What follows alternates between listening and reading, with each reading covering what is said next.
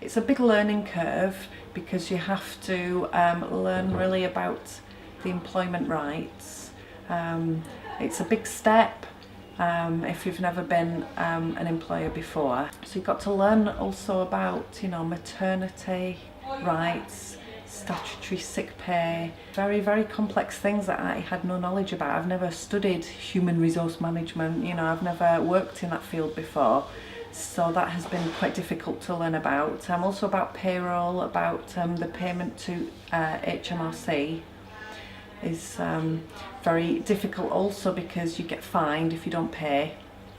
So I through getting that wrong, I could incur quite a big fine that doubles every few weeks. So I've got to be on the ball with that because I'm also very busy. So it's quite hard to manage these things.